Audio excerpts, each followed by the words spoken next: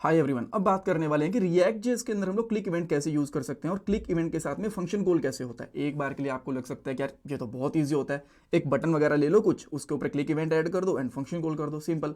ये बात आपकी ठीक है, ये चीज़ सिंपल है, बट इसके अलावा और भी बहुत सारी चीज़ें होती हैं जो हम लोग यहाँ पे डिटेल में समझेंगे क्लिक इवेंट के बारे में, फंक्शन कॉलिंग वगैरह के बारे में। सो इस पार्ट को पूरा देखना, ठीक है। सबसे पहले मैं आपको ये बताऊंगा कि जब हम लोग जावास्क्रिप्ट में फंक्शन कॉल करते हैं एंड रिएक्ट में फंक्शन कॉल करते हैं तो इन दोनों के बीच में क्या डिफरेंस होता है। ये चीज़ें एक्जैक्टली सेम नहीं होती, डिफरेंस होता है जो आपको यहाँ पे एग्जाम्पल के साथ समझाऊंगा। उसके बाद रिएक्ट के कंपोनेंट में एक फंक्शन बनाएंगे, एक बटन बनाएंगे, बटन के साथ में क्लिक इवेंट को ऐड करेंगे और उस क्लिक इवेंट के ऊपर फंक्शन को कॉल करके दिखाऊंगा।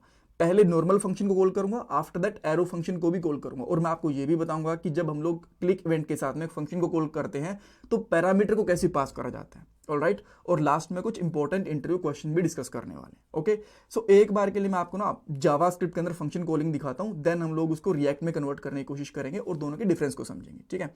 सो यहाँ पे आप देख सकते हो कि मेरे पास एक बटन है, यहाँ पे लिखा हुआ है क्लिक मी, जिसका आउटपुट आपको यहाँ पे दिख भी रहा है, यहाँ पे, ठीक है। देन हम लोगों ने यहाँ पे एक ऑन क्लिक इवेंट लगा रखा है और इसके ऊपर हम लोग एक फंक्शन कॉल कर रहे हैं जो आप यहाँ पे आप देख पा रहे हो, कॉल फन, ठीक है। इसका नाम कुछ और रखना चाहो तो वो भी रख सकते हो, कोई प्रॉब्लम नहीं है।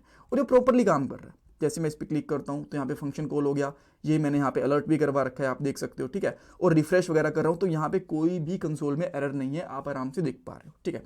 तो क्या एग्जैक्टली सेम कोड रिएक्ट में काम करेगा? आंसर है नहीं।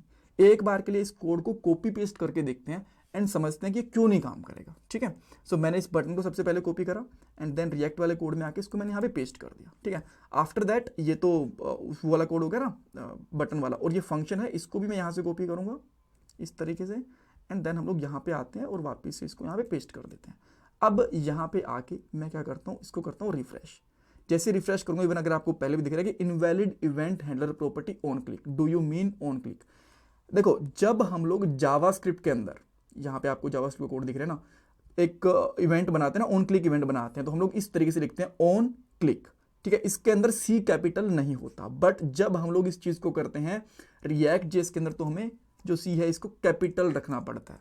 मोस्टली प्रॉपर्टीज जहां पे दो वर्ड्स लिखे जाते हैं ना, जैसे कि ऑन क्लिक, ऑन चेंज, ऐसी और भी प्रॉपर्टीज होती हैं जैसे क्लास नेम, तो यहां पे हम लोग ना कैमल केस यूज करते हैं रिएक्ट के अंदर, जो कि नॉर्मल जावास्क्रिप्ट में नहीं करते। जैसे कि ये हो गया, देन इसके अंदर मैं आपको दिखाता हूं ऑन कैन प्ले। देखो सारी की सारी प्रॉपर्टीज आपको कैमल केस में दिख रही हैं।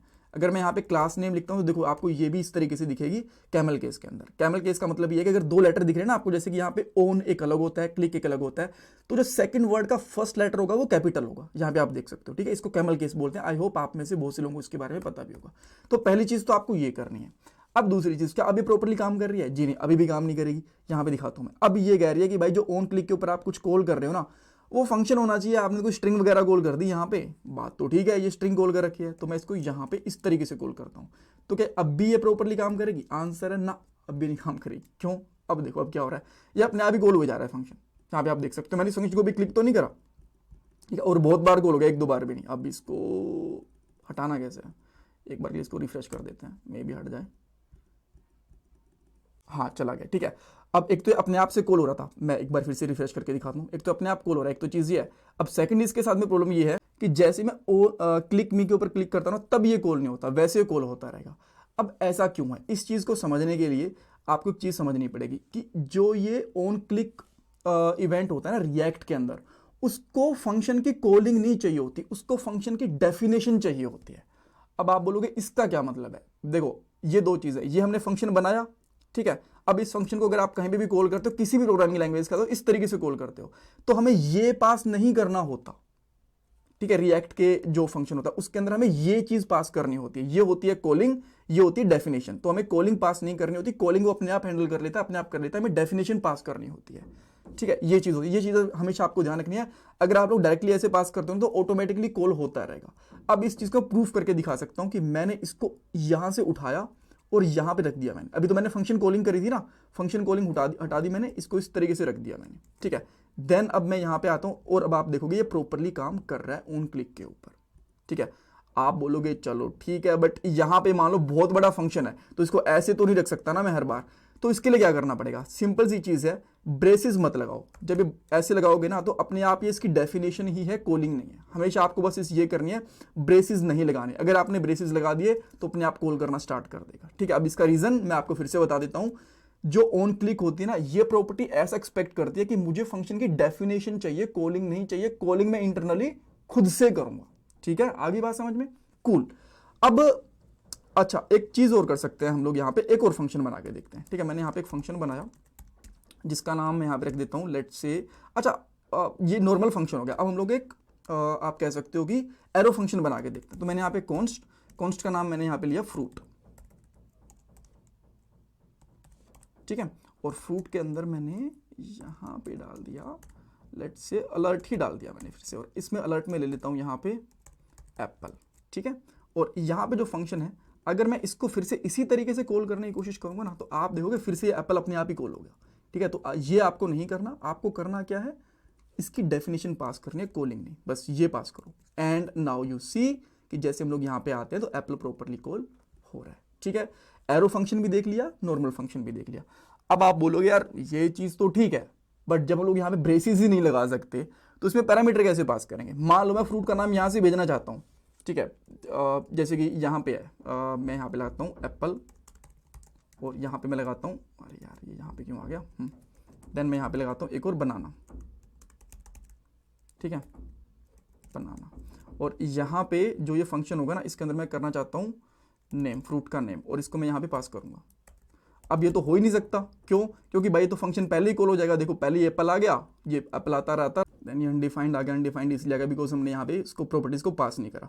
तो इसको कैसे हैंडल करेंगे, एक ये भी एक केस है। देखो अगर आपको यहाँ पे पैरामीटर पास करने हैं ना, तो सबसे पहले क्या करो, एक नॉर्मल एरो फंक्शन बना दो इस तरीके से, ठीक है, एंड देन इसको इस ऐसे कॉल करो। अब ये क्या होगा कि जो ऊपर वाला बाहर वाला एरो फंक्शन है ना, इसको तो हमने कॉल कर ही नहीं रखा, ठीक है। इसके अंदर एक फंक्शन है वो कॉल हो रखा है, तो बाहर वाले फंक्शन को ये ऑन क्लिक के ऊपर कॉल कर लेगा और अंदर वाला फंक्शन अपने आप कॉल हो जाएगा। तो इस तरीके से रख सकते हो। एंड देन यहाँ पे पास कर देता हूँ मैं एप्पल, एंड यहाँ पे कर देता हूँ बनाना, ठीक है। देन आप यहाँ पे आओगे, इसको एक बार के लिए हटाना पड़ेगा, ठीक है। एंड देन जैसे मैं यहाँ पे इस पर क्लिक करता हूँ तो यहाँ पे एप्पल आ गया, यहाँ पे बनाना आ गया, ठीक है। ऑलराइट, सो अब देखते हैं हमारे पास क्या क्या चीज़ें बची हैं। ऑलमोस्ट हम लोगों ने चीज़ें पास कर ली, पैरामीटर वगैरह को भी देख लिया। हाँ, अब एक इंटरव्यू क्वेश्चन।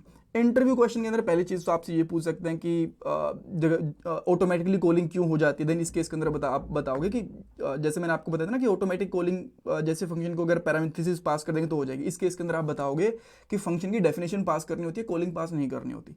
सेकेंड चीज़, आपके लिए ये एक इंटरव्यू क्वेश्चन है जिसका मुझे कमेंट सेक्शन में आप आंसर दोगे। इसका आंसर मैं आपको या तो शॉर्ट वीडियो बना दूंगा या फिर आपको नेक्स्ट वाले पार्ट के अंदर दे दूंगा। अगर कोई सही आंसर देगा तो उसके ऊपर मैं थम्स अप दे दूंगा। मान लो मैं यहाँ से एक इवेंट हटा देता हूँ, ठीक है। एंड देन जैसे कि एक फंक्शन मेरे पास यहाँ पे अंदर है और सेम इसी तरीके से मेरे पास एक फंक्शन बाहर भी है, तो इनमें से कौन सा फंक्शन कॉल होगा, अंदर वाला कॉल होगा, बाहर वाला कॉल होगा जब मैं यहाँ पे फ्रूट को कॉल करूँगा, बिकॉज फ्रूट फंक्शन के एक अंदर वाले कंपोनेंट में भी है, बाहर वाले कंपोनेंट में भी है, ठीक है। एक तो चीज़ आपको ये बतानी है। सेकंड चीज़ आपको ये बतानी है, अगर मैं अंदर इस फंक्शन को नहीं रखता इस तरीके से तो क्या बाहर वाला फंक्शन कॉल होगा या फिर एरर मिलेगा मुझे, ठीक है। दो क्वेश्चन है, इसके लिए मैं कुछ शॉर्ट वीडियो या फिर आपको बता दूंगा इसके, डोंट वरी, इसका आंसर आपको मिल जाएगा। एंड प्लीज़ वीडियो को लाइक करना, चैनल को सब्सक्राइब करना, कमेंट सेक्शन में फीडबैक देना। ये मेरा गूगल पे और पेटीएम का डोनेशन है। Thanks guys.